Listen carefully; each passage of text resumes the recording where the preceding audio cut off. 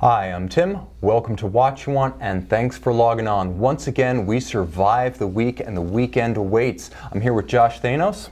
Hey guys. Lead watch buyer for Burg and Watch You Want. And speaking of Watch You Want, I've got a new channel, which some of you have seen, some of you have yet to see, called Watch You Want Watch Reviews. It's the hardware store. It's where I do nothing but the quick hits, 6 to 7 minutes on the watch. Old style, no frills, no banter, no dynamic between me and Josh, but all the same, you can get through 5 or 6 of them on the way into the city on the Long Island Railroad. Yeah. Josh, what else do we have? We've got the Burg Watch Box app, don't we? Watchbox app, super cool, man. If you haven't downloaded it yet, you certainly need to. Now, this is the thing about Watchbox. Right now, you can put your entire collection into it, and it will tell you the value based on an aggregate of everything online, what each watch is worth on the market, but also what your whole collection is worth. So definitely try that. It's also a media viewer where you can watch my videos, where you can read articles from your favorite watch blogs and news sources, and I don't know if I'm supposed to say this, but we're not, but let's do it anyways. Yeah, we're working on augmented reality. If you want to see how a watch from inventory looks on your wrist, we're actually going to make that happen. I wasn't supposed to say that, but all the same. We're in the future. Yeah, exactly. Download the Burg Watchbox app. It's on Apple iTunes as well as the Google Android store. Yeah, I think if you type in Watchbox on the iOS App Store, it's the first one that pops up. Okay, so commercial done. Let's talk this or that. Historically inspired plus size models, my favorite kind. Oh yeah. Okay, so last time we did Omega versus Rolex. This time we are going to do Breitling versus Rolex, but we're taking an unusual Breitling against an somewhat uncommon Rolex. So Josh, this or that. Breitling Galactic Unitime, which is between 8,000 and 9,000, depending on whether you get it on the bracelet or the strap, or the Rolex Oyster Perpetual Explorer 2. This is the 216570. This is the super case, so-called Steve McQueen reissue for $8,100. Yeah. Okay, Breitling Galactic Unitime, 8,000 to 9,000, inspired by the vintage Unitime 1260 world timer from the 50s with the Felsa caliber. Yeah. 44 millimeter stainless steel tungsten bezel, 100-meter water resistant Breitling in-house caliber, or the Rolex. Which did you pick? So I'll give my answer first. Yes. Rolex. Okay. But not because I don't like the Breitling. The Breitling's super cool. The tungsten bezel adds a cool element to it. Personally, I like the 42 millimeter size on the Explorer, which is the largest sport Rolex I would wear. Is beautiful. I love that watch. It's actually been on my radar for a little while. I like the white dial over the black dial, but it changes every once in a while depending on how many I see out there. It's a little bit more wearable. It's a little bit more subdued. When you get to the Unitime, which is super cool, and it's a 44 millimeter, but it doesn't really wear that. It wears closer to how the Explorer does, in my opinion, in my experience. It's got a super cool dial. It has the map on the dial because it's a world timer, right? So which is an awesome function. It's a little flashy for me. Okay. It's full polish, right? I guess. Well, the bracelet has. Yeah, if you get it on the bracelet, right. I mean, let's face it, you got the tungsten bezel, polished case. That's the thing. The Rolex has a little bit of nuance to the way the case is finished. Yeah. The Breitling, it's not Breitling for Bentley, but it's got a little bit of that sensibility. Yeah, it's got a little pop to it. I'd say the Explorer is usually like the second Rolex sports watch you buy because it's like the Rolex sports watch that. If you know watches, you know it's a Rolex, but if you don't, you don't. So it's kind of a nice little... So would you say it's something like you get your Daytona and your sub, and then you get either a GMT or an Explorer 2? Absolutely. But if you have the sub, then the Explorer 2 makes sense, because the GMT and the sub, while obviously different functions, they look very similar. So that's like a nice little start of your Rolex collection. With Breitling, obviously totally... coming out of a different angle, you're going to usually go for like a Chronomat or an Avenger or something like that, right, to start with. So this could make sense if you are trying to build a Breitling collection, then maybe the Unitime is the second Breitling you buy, too, because it's a little bit off the beaten path, but it's super cool. Okay, I can see that. Now, again, purely from a watch nerd perspective, it's hard to say that a watch that's very, I think, tangentially linked to Breitling's history holds quite the same appeal as the 216570, which does look very much like the first Explorer 2 reference. Oh, yeah. But I'll say this. There is a lot to pique my interest between the tungsten bezel, the fact that it does have a much longer power reserve than the Rolex, and it's worth mentioning each of these watches purchase today comes with a 5-year warranty. Oh, that's right. Yeah. It's hard to find Both sides, two yeah. matchups. You don't have to buy them through the boutique in order to get exactly. that either. Yeah. So that's something to consider. Both of them are nicely warranted. You do get more flexibility with the Breitling. If you wanted to put the watch on a strap, the Breitling looks right on the strap options. Sure. Though I have seen like an aftermarket strap option for the Rolex. Like I've seen a bright orange strap to match the hand, like from a company like Everest or something like that, an aftermarket strap, which looks cool. It's doesn't quite fit as well as the Breitling, because Breitlings, they sell the straps. It comes on straps. But yeah, I'd say that the Breitling definitely looks better on a strap. Yeah, I think that if you had to kind of stack up how these two watches compare, if you take all the conventional measures away, I think the Breitling has the tougher case.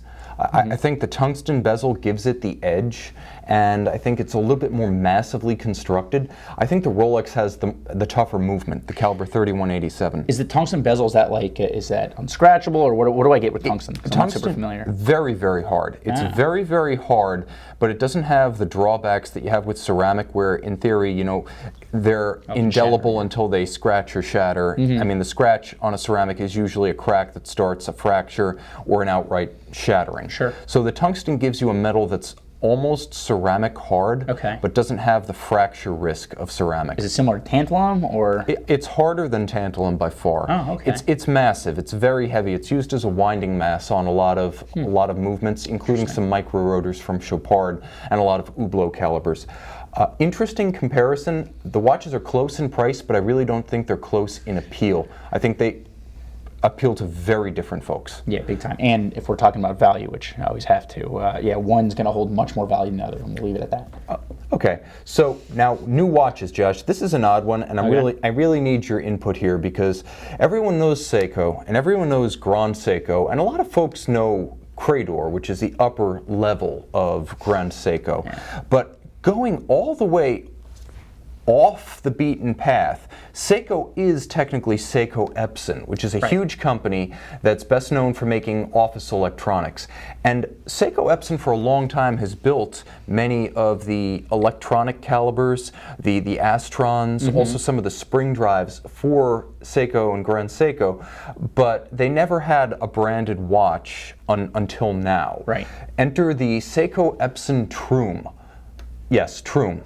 It's not Trume, it's not a Japanese word of some kind, it's literally a amalgamation of the words true and me. So Seiko Epson revolts. This is going to be their first self-branded watch line, and it's interesting because it's almost a sort of, it's almost like a baby step toward a smartwatch, but a very, very involved one. And it's a semi-smartwatch. So it doesn't interface with your phone, it doesn't interface with your computer, it doesn't interface with any third-party GUI.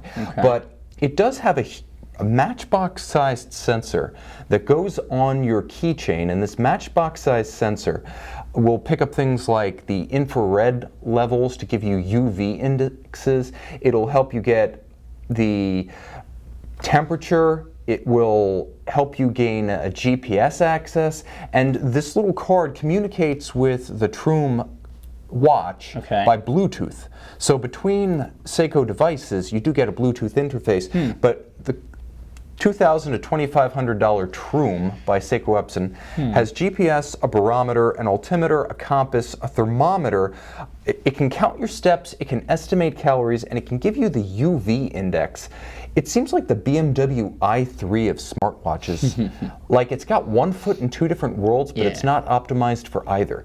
Is this a very expensive smartwatch or a very accessible tool watch? Yeah, I'd lead towards the former than the latter. I mean, a lot of the features you're going to get are going to be in your pocket most of the time, also, right? So it's duplicating what a much more smarter device is going to be giving you as well. So maybe there's a cool factor there at $200 to $2,500. I think you'd have to be a fan of the brand of Seiko first in order to become a fan of this watch. So.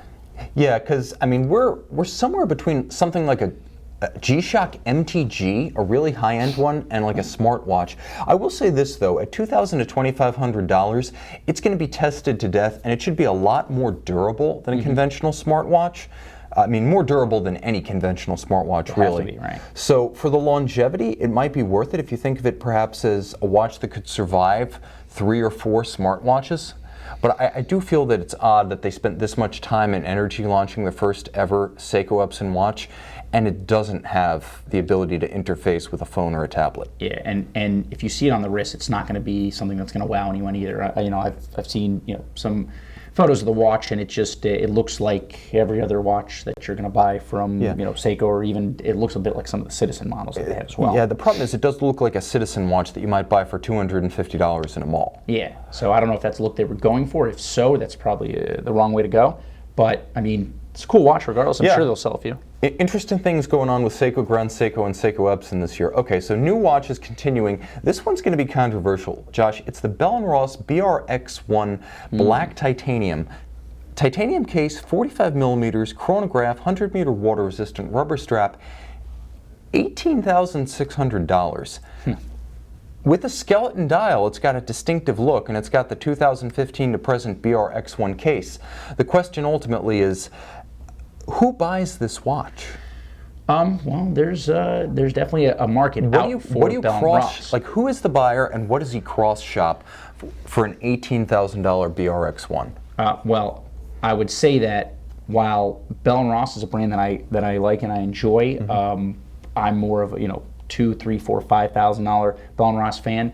This watch is I actually have handled a BRX1, and I mean it feels fine. It feels like a premium product. It I'll does. give them that. It absolutely does. Does it feel like what you're going to pay for roughly for like a pre-owned gold Submariner, something like that? No, it doesn't feel like it's that. This is a watch that it's definitely can't be your only watch in your collection. It's probably not a watch that a starter or a newbie to watch collecting is going to be picking up. But I can see this being as part of a larger collection, something cool, funky. I have a lot of customers who aren't into the Rolex, Patek, Audemars look. They're looking for something that's crazy, funky. They're going for Ulysse Nardin freaks and things like that. This is where that belongs. Okay, so how about this as a comparable? What about something like your basic, like 2005 to present, steel ceramic Hublot Big Bang, carbon fiber dial, that classic Big Bang you think of when you imagine the Big Bang. Less about the movement, more about the image, solidly built, not a high horology piece, but not pretending to be that. Yeah, I could see that. Well, so if the steel Big Bang is your first watch in your collection, which I have a lot of customers, I met a lot of guys who start that way, which is fine. Yeah. This could certainly end up being down the road in that collection, without a doubt. Somebody who's looking for something out of the box, right? Yeah. Even though it's square. Guys, Pun, a little bit. Precisely. It's more like the box the watch came in. There you go. Speaking about the watch, that's the box. Josh, why don't we start with some wrist shots tonight? Show me what you're wearing. So let's get a little close up here. So right now we have the Audemars 39mm 15202. This is with a darker blue dial, which looks black to some. Beautiful watch. It wears amazing. Let's see here. Did we get the wrist shot? We did? All right, cool. I don't know if you guys can see, if you can get a movement shot. Is there any way to do that? We're going to try with a movement shot, guys. Let's try it, guys. We're trying new things here. We're getting it? All right, cool, man. I also want to... Watch is unbelievable. Yeah, Tim can talk about the movement. I love it, honestly. That was a Jlc caliber developed in the late 60s for 3 customers, Patek, Audemars Piguet, and Vacheron. And the very first of the Nautilus, very first of the Royal Oak, the 222 had that movement. Today, AP and VC continue to use it. Great movement, a little bit archaic because you were having fun with changing the date a moment ago, but absolutely beautiful, so rare, only reserved for the absolute best in AP's catalog. A real occasion movement, and it always comes with an engraved rotor, and I believe when you buy that watch, you have the option to get the rotor custom engraved. Yeah, I believe that's the case, absolutely. And it's a watch that, and a brand that does hold a lot of value, especially in the Royal Oaks. It holds a ton of value. This is a watch that you can buy and trade, not get killed, and you can really, really enjoy the watch. It's very well sought after. There's a large demand for this watch. That is the AP. Yeah, I'd say so. For me, I mean, some people like some of the larger pieces. I mean, it fits me pretty well, I would say. Would you guys agree? I'm going to be ridiculous. This is my Swatch System Frog. Oh man, I got that from my mom, noted watch connoisseur, but. 42 millimeters. Thanks, Mom. It's got a 90-hour power reserve, and I have to say it runs as well as a lot of, I would say, a lot of vintage watches. It's not a precise watch, but it's precisely what I want to wear on my right wrist every day. This is a fun watch. It's goofy, it's unpretentious. I show it to a lot of folks, and they immediately start asking me questions about other watches. So it's a great gateway drug. Whether you're a collector and you just want something fun, or you're just looking to start out in mechanical watches, Swatch System 51. Built for people by robots. And it's actually it's a noted upgrade from the last green style, which was more like a Miami Dolphin style or colored watch. Which as soon as this one came out, I saw it in the store. I'm like, oh, Tim will own that, and then that came in the next day. Yeah, this saved me from buying the wrong green. So this is my Reverso Duo. This is a watch I've been wearing lately because frankly I just felt I wasn't wearing it enough. And some folks say if you're not wearing a watch enough, you need to sell it. I say you need to wear it. So white gold, it's a duo. It's the Grand Taille case size, and it has a black lacquered dial with lacquered floral style, some call them Breguet numerals. Lovely little duo, rare case of a duo with an AM/PM indicator at 12. I love that watch, and I'm giving it some more frequent wrist time these days to make up for lost time. So guys, questions out there. Okay, so this is a question from Michael Arament asking, hi Tim and Josh, I'm looking into the Omega Speedmaster 50th Anniversary Edition. What do you think about Speedmaster limited editions, and which of the Speedmasters do you think is a best buy? Josh, what do you think about the 50th anniversary, and what do you think about Speedy limited editions in general? Well, so there are plenty of limited edition Speedmasters out there, right? Some, in terms of value, are skyrocketing crazy. Snoopy, Speedy Tuesday, things like that. Yeah. Hard to get, great watches. I mean, I like Speedmasters. That's on the list of the next watch I want to purchase as well. Actually, I was negotiating on one with one of the guys in the office, Armand, who turned out that he ended up getting a few more bucks than what I was offering, unfortunately. But I mean, Speedmaster, 42 millimeter Speedmaster that's the quintessential piece that you want to own if you're getting into Speedmasters. Yeah. 50, any of the special editions, if they mean something to you, then go ahead and get it. I would say in general, you're going to lose some money. If they're making a lot of these 50th anniversary Speedmasters, in the short term, you're not going to make any money. It might be that 10 years down the line, this is looked at as an all-time high watermark. I mean, they made plenty of the silver Snoopy 1s back in 2003. Right. That's a watch that trades far beyond what it sold for new, and they made thousands of them. Yeah. So I would say that as long as we don't start seeing CK 2915 reissues left and right in different, as long as this isn't as long as this is a one-year special occasion, I think this will be a watch that will recover its value after taking a dip. So again, if you're going to hold 5 to 10 years, good move. If you're looking to sell in 18 months because you like to cycle through, don't expect to get all your money back. I mean, by the way, at a $5,300 price point on a strap, it's like, where's it going to go? It's not going to go to zero anyways.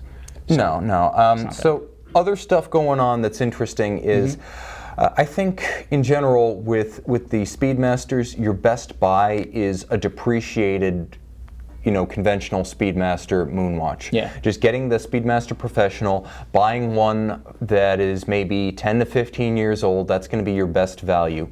You get a little bit newer, you start looking at more robust bracelets, they tend to hold their value a little bit better.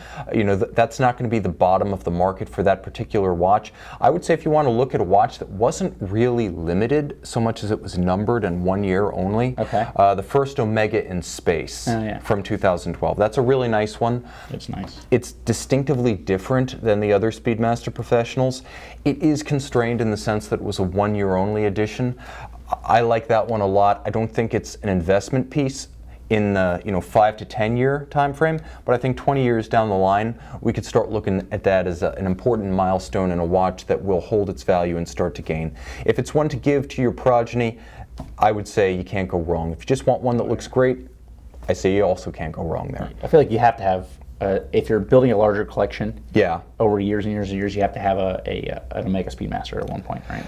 Yeah, I think having a Speedy is a Speedmaster Professional. Yeah, that's like having a Rolex Submariner. That's like having a Breitling Navitimer. It's more accessible also. Yeah, I would agree with that.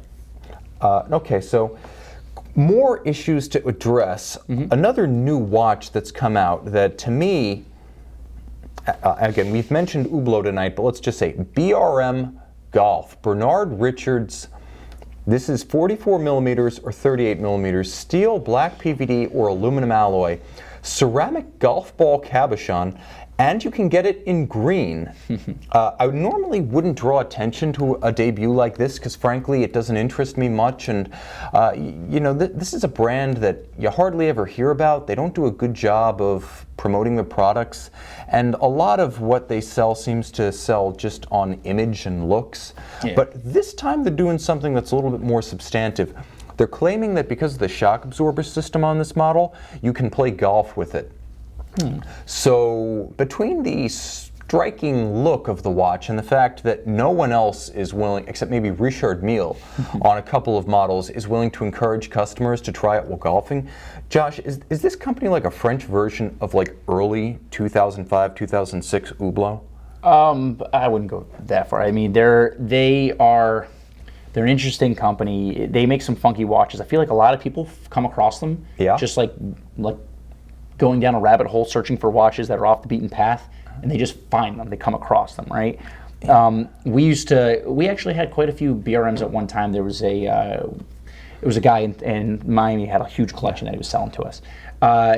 They're racing inspired, so I don't know why they're crossing into the golf world. But if they're making a claim that, hey, this watch can survive, a massive, tee off. Yeah, I mean that's something no one else is willing to put on. I have customers who tell me that they have certain watches that they play golf with. Yeah. But the manufacturers aren't telling them to do that. Yeah, the fact that this is blessed by Bernard Richards, that's interesting. And it's just a confusing brand because they don't do a great job of communicating their products. BRM, if you're out there, reach out to us. I'd love to have you on the show. Oh, yeah. But the bottom line is I can't even think, I've never been in a dealer of BRM. I don't know who sells them. So, I know a guy. He also sells like Seiko and things like that. You know a guy there. It's not like I went into a dealer the other day in the mall. So it's a little bit of a confusing brand, but this is ambitious. I like the colors. I like the look. I know almost nothing of the price. They announced this watch without publishing a price, but the educated guess based on similar watches in their catalog is about $7,000. Okay, so whether you think the look is appealing or ridiculous, I really do feel like BRM today is right where Hublot was before it took off in the early 2000s. This could be a company that's maybe one marketing splash, celebrity ambassador, or distribution agreement away from being a lot more visible than it is. So Tim's saying buy stock. I'm just saying I see potential here. It's just confusing. Most of the time brands are great at promoting themselves. This one, not so much. Well, I wonder if this is like purely a wordplay off of the original golf collection, like the what do you call it for the GUL. Well, yeah, they have a golf collection that's racing themed, and a golf collection. Yeah. I wonder if it's just, hey, you know what? Why not? Well, yeah, I mean, why not? But you can order this watch with a golf ball dial. It's kind of cool. I mean, BRM, obviously, what they're really playing on. The name of the company is based on an old British racing squad that once had some fairly exotic engines and was semi-competitive. But yeah, didn't Nardin? Don't they make a golf ball dial also? Is that? I'm trying to think of what other brands make a golf ball dial. Like a golf ball dial? I think it is Nardin. I can't remember. Omega's big into golf. Rolex is big into golf, but I don't think they've ever put a golf ball dial on a watch. Let me know though if you find something there. I can't remember. It's one of these manufacturers makes. I remember seeing a golf ball dial somewhere. So here's a good question from Steve K. Any good investment grade pre-owned Pateks in the 50,000 price range? Yes. Investment grade. So what would you recommend, Josh? Any steel. I mean, I think like a 5990 is going to probably be in that price range, and if you can get your hands on it, which you can't, it's probably a good investment. I would say. What did he say? Vintage? Did I miss that? No. No, he just said pre-owned. I mean, Patek. right now, Patek in terms of markets are going crazy. The demand for stainless steel Novices of all kinds are going berserk. So yeah, I mean, if you can, I can think of a couple that might be worth throwing out there. I'm going to go with recent watches.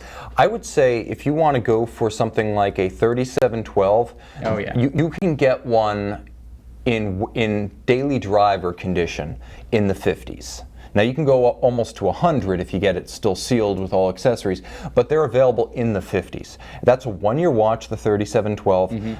modern timepiece. You know, you don't have to deal with the vintage hornet's nest.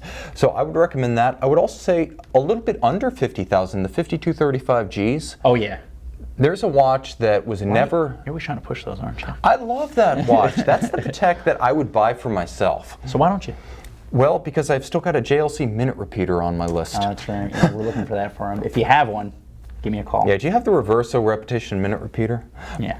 Okay, so guys, I would say that's the regulator. It's the 5235, the regulator. Announced in 2013, delivery, or 2011, I should say. Deliveries didn't start till 2013. So Patek had a little bit of trouble industrializing it. Now, they're all excellent as delivered, but they took a lot more individual tuning and regulating than originally anticipated. The silicon parts were supposed to mean that production would be very regular, mechanical, and industrial. So, you know, this was the first application of the micro rotor 240 base in an annual calendar rather than a perpetual. Silicon parts were added. It became the production version of the Advanced Research series. It was Patek's first regulator dial in the modern era. It was Patek's first non-chronograph that had hacking seconds.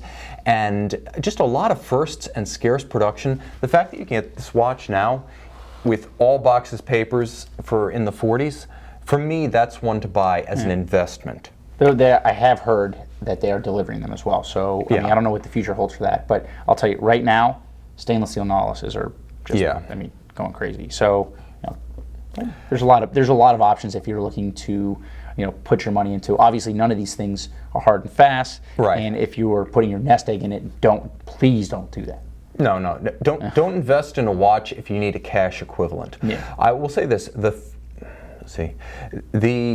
3711 1G, it's a 3-year white gold Nautilus from the early 2000s. Definitely consider that one too. And Josh, is a 3710 a $50,000 watch these days? The 3710 Power Reserve from 1998 was Patek's first complicated Nautilus with something more than a date. Okay. I mean, I wouldn't. I'd say it's probably a little bit less, but you know, if you find one that's maybe sealed or something like that, there's probably someone willing to pay for it right now, based on what's happening with Patek. I would also say $50,000 buys you a lot of vintage Patek Philippe pocket watch. So if you're just looking for an investment and you're willing to take a step onto a path beyond, learn about pocket watches, find dealers who are expert in them, there's a lot that can be had in terms of complications and even grand complications from Patek Philippe in the pocket watch area from the late 19th century, early 20th century.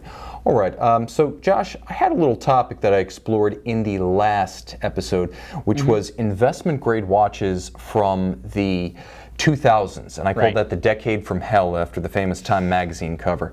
But here's the thing, there were also a lot of near greats from that decade that are important watches and collectible, but they're not investment grade. So I wanted to go through a couple of these that I had on my mind and get your input on them. Why they're important, I'll focus on that. You tell me why they're not investment grade yet. Okay. And then maybe talk a little bit about exceptions from within the family of each model that could become investments. Sure. Okay, so here's the difference between a collectible and an investment. If we all agree that swatch watches like the System 51 are collectible, then okay, you know, we're gonna collect them. We're gonna go to meets. We're gonna join the swatch, you know, watch club and get the club watch every year, and we'll have our forums and our Yahoo discussion group.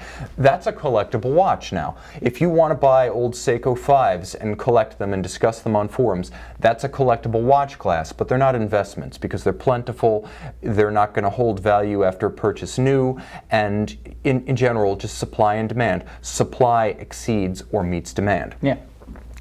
So the near greats are all brand defining and milestone watches. They're just not investment watches yet, at least. Either abundant supply, some are still in production, or many iterations and variants have diluted the type. So starting with the 2002 IWC Big Pilot 5002, this was a brand defining watch for IWC. Oh, yeah. It could so easily have become a novelty and a goof, one of those things we look back on as a disaster, but it didn't. It captured imagination. modifications, and it's still in the catalog as the 5009. Right. So why is it a classic, but at the same time not an investment watch? Well, I'd say it's a classic because the first iteration of this model, and then there's a transition to with like what was it, Probus crown? Yeah, there was a transitional. There was a transitional 5002 that gained the new movement before becoming the 5004, and there, the crowns were different, Probus, and then.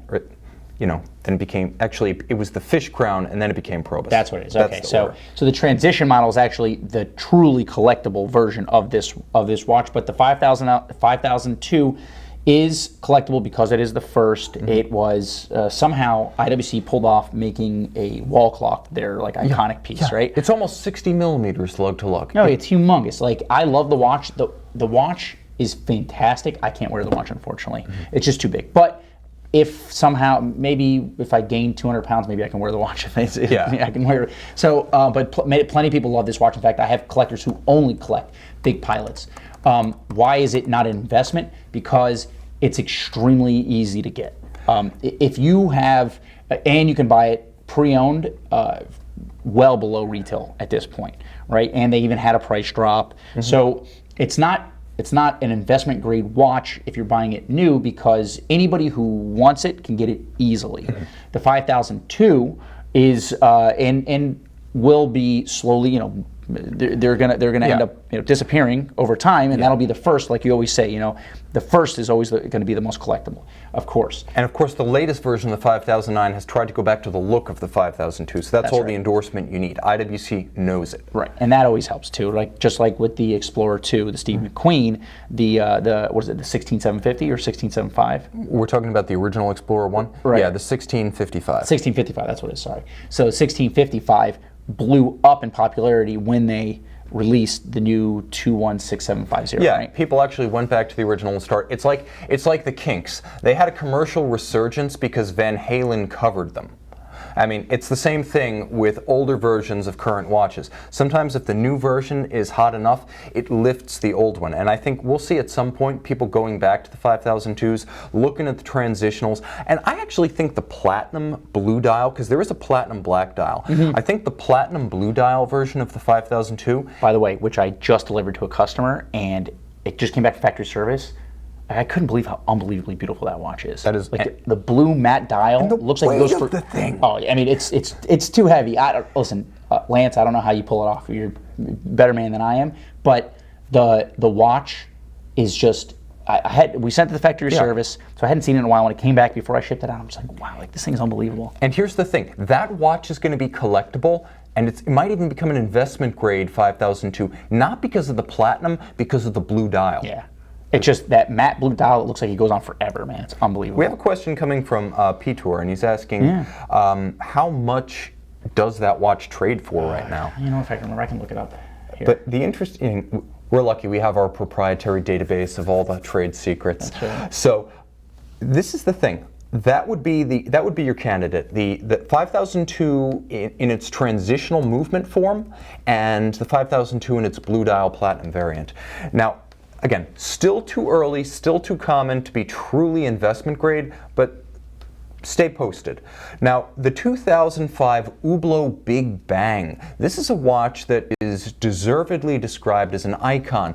And let's be honest with ourselves, guys. 12 years later, you can't dismiss it as a fad anymore. Still going strong, your basic, gold ceramic carbon fiber dial or steel ceramic carbon fiber dial is still an in-demand watch. People buy them new all day long. People buy them pre-owned as quickly as we can buy them and bring them in. Yeah.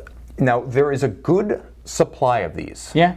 So you've got your pre-owned alternative. And yes, if you buy new, it will lose some value. Yeah. But it holds most value out of any of the models that Hublot makes currently. Yeah, maybe besides like some one-off piece or something like that. Yeah, this is a very shelf-stable watch once it takes its depreciation hit. It's not an investment-grade watch yet. No. One possible exception, I believe, from the Big Bang family, pre-Unico, pre-Ferrari, is the 2007 Mag Bang. Magnesium.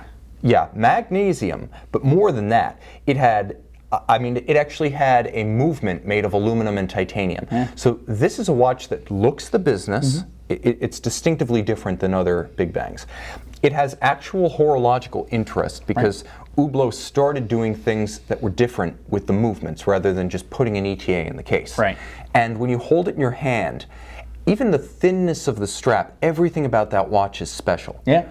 Well, it's what Hublot's slogan now is the art of the fusion. Yes. Right? But this is like clearly delivers that, right? Yeah. With magnesium case, which is supposed to be like super unstable. Like it's like nobody knows how they were able to. Yeah, it has to be specially anodized so that the magnesium itself doesn't degrade and possibly catch fire. Right. Yeah. Exactly. Explode on your wrist. Right. So. Yeah, that's great. Oh, let me just answer. The platinum blue goes for right around $30,000 or so. Yeah, and that's definitely one to watch for the future and fun to own in the short term. But I mean, again, just the fact that the big Pilot was as successful as it was, Panerai did a watch like that. It was called the PAM 300. They did another watch like that. It was called the PAM 341. Yeah. Those were novelties. Yeah. This big Pilot thing has been going nonstop since 2002. Oh, they sell? Yeah. I mean, that's brilliant stuff. The Mag Bang, if you're looking to get a 2000s era Hublot Big Bang, the Mag Bang is the one that may be an investment. Yeah. Breguet La Tradition 7027. Now here's a watch.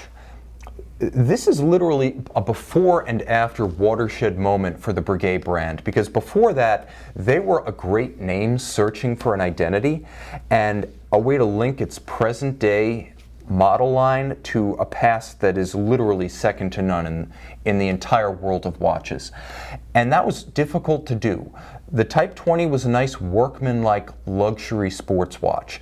The Marines were an interesting play on a water-resistant dress watch, but it was the La Tradition that really blew people's mind and finally justified Swatch Group's half-decade of investment in rebuilding the brand. Still in production, still popular, but because of that reason, still weighed down by availability. It's not an investment-grade watch, but it is one of the most important milestone watches of the 2000s. Sells better than any other Breguet at this point, I believe. Yeah, and it's legitimately finished to the standard you would expect of something called Breguet. Right, yeah, it speaks to the brand. Now, here's one. Someone asked about a question, and this, let's see, who was it who said this? This was it Korvalski, was it? Someone asked a question, yeah, Korvalski asked, please talk more about watches that are accessible to a normal 9-to-5 worker. Okay, well here's one for you, the 2007 Lange Heyne Legend Diver. We got to talk about this every week, by the way. Yeah, this is a great watch, but there's also a potentially investable version of it. Let's start with what it did. IWC, Jlc, and Seiko, all the companies reissuing their 60s dive watches now owe a debt of gratitude to Lange Heyne for proving that this was a thing. The Lange Heyne was priced right, looked great, very wearable, a modern dive watch that had the vintage look. And another reason why Walter von Connell is the lifeblood of this brand and the guiding light to Lange Heyne. He is the difference between Lange Heyne and every other brand on the market. So this is his masterpiece with the company. And if you want one that may be investable, the 2007 to roughly 2010 no-date version of this watch, while the version with the date, including the 10th anniversary, is not going to be an investment-worthy watch, too many, too accessible, the no-date is surprisingly robust. Yeah, no, the no date's good. People are like, if I have anyone ask me for this watch, they tend to, in their collector, they're looking for the no date. Personally, I like the date version. Okay. And I like the fact that I can get it for less money. So. But this is an interesting watch, and yes, it does have a version that's an exception to the rule. The 2007, this is from a house I love, the Jlc Dual-Met Chronograph. It came out 10 years ago this year, guys. Happy birthday to my favorite watch. This is a stunning feat of engineering that could have cost 3 times as much, and people would have nodded their head yes when it came out. Especially you. Yeah, especially me. Although I've got to be honest, this was before I could kind of swing one of these things. Now, everyone in the industry either responded, "Why didn't we think of that?" when they looked at the dual wing, dual movement concept. Why didn't we think of that? Or "I wish we could have done that." Either jealousy that they didn't think of it, or jealousy that they just didn't have the ability. Here's the thing, it's still in production, and there have been many, many variants, so the market is supplied. I will say the 200-piece variants of this watch, the enamel dial, the hammered dial with the UTT and the black dial white gold, which I liked enough to buy myself. Yeah. Those could become collectibles down the road, but we're still too close to the moment. For now, it's just a very cool and important watch.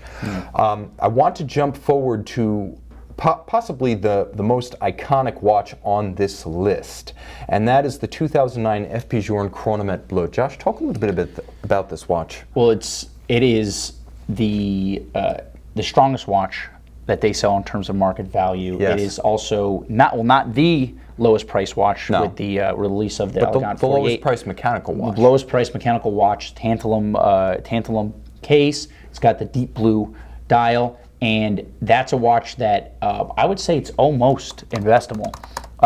To the fact that it's similar to when you're spending money on that watch, buying it brand new from a boutique or from a dealer. It's like buying a stainless steel Submariner, right? Everybody wants the watch, and with a brand that makes 800 to 900 watches a year, and you got to think about how many SKUs they make, how many they deliver of this watch. It's a watch that is it's super versatile, right? Okay. People really love the watch, and the fact is it is semi-investable in terms of your return back on that watch. Yeah, this is a great store of value. Not necessarily a moneymaker, There you go. but I will say this. The Byblos version, Oh yeah. the Lebanese boutique special edition, this is a watch that is an investment now. 99 Without a doubt. pieces, open dial. You can see the rose gold through an aperture in the blue dial. Polarizing, yes, but It works, have man. we ever had it? The Byblos, no, we have not. Not that I've seen.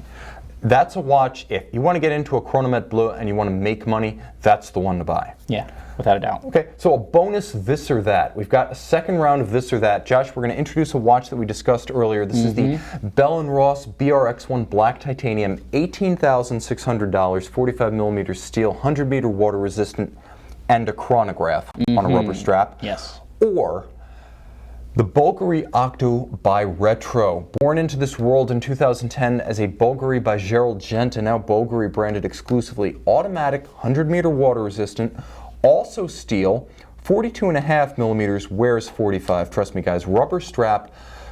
There's a cool Brazil FIFA edition from 2014.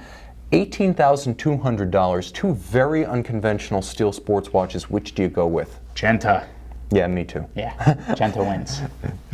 That's just a really cool watch that folks never talk about and should. They're a great buy pre-owned. They're one of the most interesting watches for sale new. I love the fact that inside a Gerald Genta GG 7722 caliber lives on. They're still made in the same small manufacturer in Le Sentier that built the Gerald Genta complications, and still beautifully finished. I love this watch, and I would own the FIFA version. It's on my list of things to buy once my Jlc collection is done. And it wears fantastic too. It does. It looks bigger on the wrist than it feels. Also, true. so it's like it's different. For me, this is just a slick complication, a cool complication. Hell yeah. And with the retrograde on the minute and the date and the jump hour, there's always something going on or about to happen. Oh yeah. Plus, easy to read. Yeah, just like me. Yep. Ceramic bezel. Okay, so that was a decisive win for Bulgari. Some questions coming in tonight. So let's go back to the question. What we got here? Let's talk about collectible AP Royal Oak Offshore. This is from Eric Sandoval. Josh, if you have to buy just one Royal Oak Offshore to make money, which one's it going to be? To make money? Well, if you're sitting in our office, you better be every freaking one of them. Yeah. Right? So, okay. No, but I mean, I would say I was actually having somewhat of a discussion with someone about this today. I think that in a few years' time, the original Panda, the white with black subdials, will become actually collectible, where it's going to be a watch that's going to be a little bit tough to find, and it's going to hold better value than its other contemporaries. Okay. Than like the Safari and the Navy and things, which are good watches. But I think the Panda, unless they release a new like Panda dial, and you see what they did with the Royal Oaks this year with the Panda style, people like Panda. It's a good combo. It's a classic combo. I mean, you go back to the 50s and 60s. Panda was the thing then. Panda's the thing now, and inverse Panda. But if I had to pick Royal Oak Offshores to collect, I would say, let me go with some limited editions that I really like. Okay. I think I think I know what you're gonna say. Go for it. the Orchard Road in tantalum. This was a fantastic Far Eastern boutique special edition that you never see, that is beautifully made with perfect combination of reds and grays, real weight in the hand, and real scarcity because collectors hold them. I'm also going to go with the LeBron. Okay. One of the best. Yeah, one of the best uses of precious metal in an offshore. Really a lot more discreet, thoughtful, and nuanced than you would expect a young superstar athlete's signature model to be. Sure. And I think it holds up against anything AP's Well, built. if we're going for 44s, which then we're Anything. talking about the Schumacher then too, titanium Schumacher. Yeah. It's that watch holds a ton of value. It's very collectible. What about there's one named after a highway? Okay, that's true. I actually don't think the Montauk Highway, as much as I love it for personal reasons. I'm from Long Island. I used to ride my bike on Montauk Highway. I don't think that's an investable. I will say the Rubens Barrichello 2, possibly the best of the offshore limited editions. It gets a run for its money from the 2004 Juan Pablo Montoya, a watch designed in conjunction with Richard Mille, a partially owned subsidiary of AP. So those are your Royal Oak Offshores to look at if you want to store a value that has potential to appreciate. Although don't write off the Journe truly. Oh, that's right, Journe truly, absolutely. That's the forged carbon, yeah? Forged carbon, yeah. Also the first 42 with a display case back. It's partially forged carbon. I will say also, we recently had like a first-gen red dial that went for like really good money, well more than its original retail price. Okay, this was one of the Colors series. That's right, the Color series, right? Yeah, the red. And that watch, I want to say, went for like $13,000 or $14,000. So, and I think that retailed for less than 10 originally. Yeah, any of the original 1997 Color series, you got the turquoise, you got the lime green, you got the yellow, you got the kind of brick red, the bright red, the orange, the lavender, and the blue. I want to say that's all of them. I think that's all of them. At the boutique, they're not going to tell me that. And by the way, if you have a lime green, give Tim a call. Yeah, give me. If you have the lime green. That's a JLC powered watch. That could be part of my collection. Okay, so let's end on this note. We've got a question coming in this is from Grizz asking, what do we think of the Zenith Pilot Type 20 Blue or the Patek 5522A? So do you go with the Zenith? Do you go with the Zenith Pilot watch with a blue dial, or do you go with the Patek Philippe New York Edition time only steel blue in 42 millimeters? Depends on who you know in regards to getting the Patek and how much money you have. That's the answer there. I mean, the Zenith is cool. Yeah. Do you want one to wear, or do you want to buy a dyed-in-the-wool investment? Because the Patek will be that. Oh yeah, without a doubt. Yeah. I mean, there's a lot of demand for the 5522. Okay, guys, thank you so much. Josh, thanks for joining us tonight. Thanks, Tim. Man, it's always a pleasure. Guys, remember, watch You Want watch reviews to see my original short format videos, and download our app, Watchbox by Govberg, for my videos, news updates from all your favorite blogs and news sites, real-time appraisals of your watches individually and as a collection, and of course the ability to browse all of our selection on govbergwatches.com. Tonight, I'm Tim, he's Josh, they're the three amigos, this is Watch You Want, and thanks for logging on. See ya.